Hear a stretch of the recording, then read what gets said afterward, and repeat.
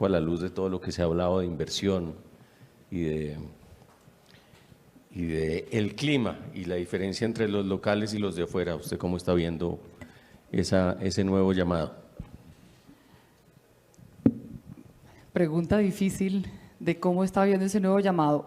Yo creo que parte del ejercicio que se viene construyendo no de ahora, de hace mucho tiempo, es cómo fortalecer la productividad y la competitividad del país para lograr generar acciones que permitan un crecimiento constante.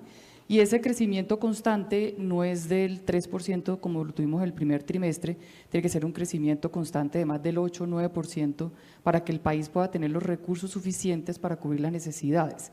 Y esa debe ser la meta.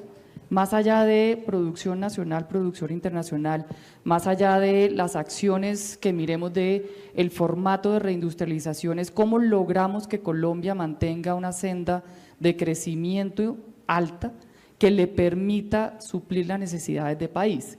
Y eso tiene una connotación de complementariedad, tanto en el sentido de tener producción local, producción nacional, como también un tema de proveeduría competitiva que es necesaria e indispensable para poder tener ese crecimiento a unos ritmos importantes. Entonces no es escoger uno o el otro, es cómo lo complementamos y cómo hacemos para ese norte que es el crecimiento del país.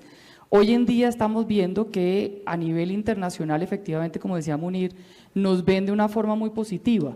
Y nos ven de una forma muy positiva porque efectivamente cuando uno lo compara a Colombia con otros países, pues tenemos un crecimiento que a nivel latinoamericano es el segundo crecimiento más importante que se tiene en la región. Pero cuando miramos los ingresos que genera, no es suficiente para soportar las necesidades del país. Las desigualdades que tiene Colombia son muy grandes. Colombia es uno de los países más desiguales a nivel internacional. El hecho de también de tener un PIB per cápita, cuando uno lo ya desagrega ese PIB y lo vuelve per cápita, pues al mismo tiempo no cubre esas necesidades. Y parte del ejercicio es cómo lo logramos. Entonces, al final no es que hagamos una reindustrialización que cierre fronteras, que nos vuelva y nos eche hacia atrás a los años antes de los 90, sino es cómo logramos generar esa complementación que permita potencializar los sectores que efectivamente tienen una oportunidad o una ventaja comparativa revelada a nivel internacional. Y en eso estoy de acuerdo en parte con el proceso de reindustrialización que ha mencionado el ministro Umaña. El agro es una oportunidad real que tiene Colombia. El tema es cómo lo logramos trabajar de una forma público-privada que lleve a esas oportunidades y que permita ese crecimiento. La subutilización del campo es importante y eso puede generar unos crecimientos económicos a nivel de país también relevantes, pero no se va a hacer simple y llanamente con que cerremos fronteras y digamos de la noche a la mañana que todo lo que se importaba y se traía de una forma competitiva al país, pues ahora en adelante lo vamos a producir. Y pongo el ejemplo del maíz, que es uno de los productos que siempre se pone sobre la mesa y donde Estados Unidos es el principal proveedor. Nosotros en Colombia producimos 250.000 toneladas aproximadamente de maíz. Necesitamos 6.5 millones de toneladas.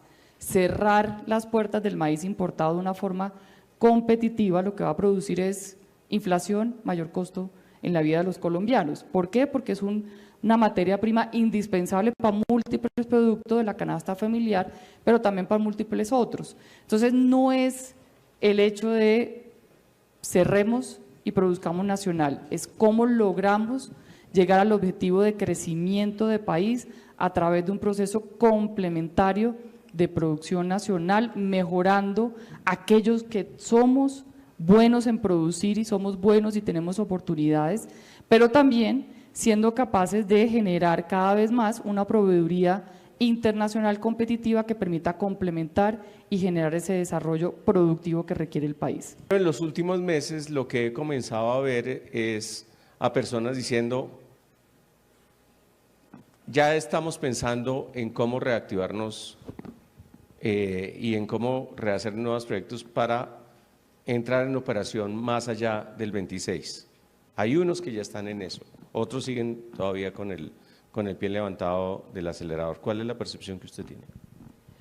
Muy buena percepción la que pinta Ricardo. Sin embargo, pongamos cuáles son esas variables que hace que un inversionista llegue a Colombia y no llegue a otro país, o cuáles son esas variables por las cuales un colombiano invierte en su país o se va para otro país, porque efectivamente también tenemos empresas colombianas que están buscando oportunidades por fuera de Colombia.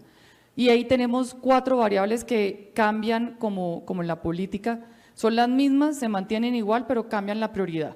Tenemos la rentabilidad, tenemos la seguridad, tenemos la logística y tenemos el mercado. La rentabilidad, pues por supuesto, es que el negocio sea rentable, básico e indiscutible. La seguridad ha cambiado y se ha vuelto más importante que en otros casos, y no es la seguridad de física, es la seguridad de estabilidad y reglas claras, sobre todo en Latinoamérica, y eso ha tomado una importancia grande a nivel de Colombia. En el tema de logística es los costos, pero no solamente son los costos de traslado del producto, sino los costos de oportunidad de esa logística. Y el mercado nacional, que es qué tan importante es el consumo que se pueda generar de ese producto o de lo que voy a producir o donde voy a invertir a nivel nacional. Cada una de esas variables, pues efectivamente dentro de Colombia depende mucho del sector, y por eso no hay una respuesta de todos los empresarios opinan así, depende mucho de qué sectores, y en este caso en Colombia es de qué sectores se hace una referencia por parte de reformas, de menciones por parte del gobierno nacional y cuáles no. Entonces ahí hay unos positivos y unos negativos. El The Economist este año en febrero hizo un análisis de los principales países a nivel internacional de cuáles son las variables importantes para toma de decisión de la famosa nearshoring. Y analizando a Colombia, Colombia tiene un puntaje de 6.2 sobre 100. Lo que lo jalona hacia abajo es la poca eficiencia y efectividad de las políticas públicas, y 2, el mercado laboral. Entonces, cuando uno mira esas variables versus las 4 que estaba mencionando anteriormente y tenemos en cuenta los diferentes sectores, estamos viendo que efectivamente hay mucha cautela en el país. Si uno lo tuviera que resumir, es cautela. Y cautela para la gran mayoría del empresariado. Otros, por ejemplo, hay sectores, en el sector agrícola estoy viendo movimientos interesantes, en el sector de manufacturas también, en el sector de turismo, por ejemplo, que es uno de los sectores que se ha denominado de hace mucho tiempo como el nuevo petróleo, pero que poco se hace injerencia, ni tampoco hay políticas públicas contundentes que lo lleven a hacer ese nuevo petróleo. Hay una injerencia importante mirando en inversión, pero al final también hay incertidumbre y hay cautela. La seguridad del país está afectando de una forma importante. Hay 2 variables que uno mira que afectan de forma prioritaria el tema de la inversión y el desarrollo económico. Uno es definitivamente el tema de la incertidumbre que hace la reforma, sobre todo la reforma laboral en este momento.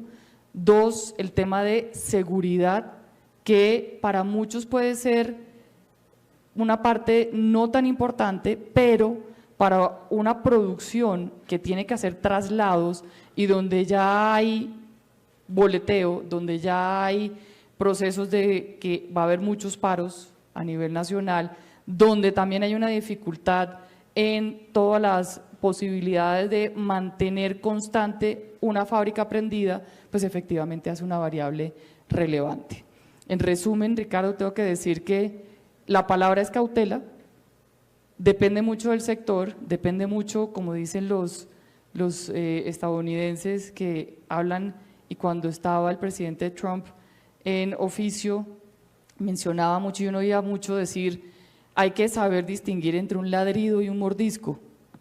El problema es que el ladrido hace daño y puede llevar a un mordisco. Entonces sí hay una gran cautela entre establecer cuál es ese ladrido, cuáles son esos mordiscos, pero al final sí se ve por otros sectores que hay una injerencia de oportunidades que se están dando. Nosotros queremos, y a mí me llama mucho la atención, que este gobierno quiere hacer una transición energética, y parte de esa transición energética pasa por lo que acaba de decir María Fernanda, y es esos minerales críticos que Colombia tiene.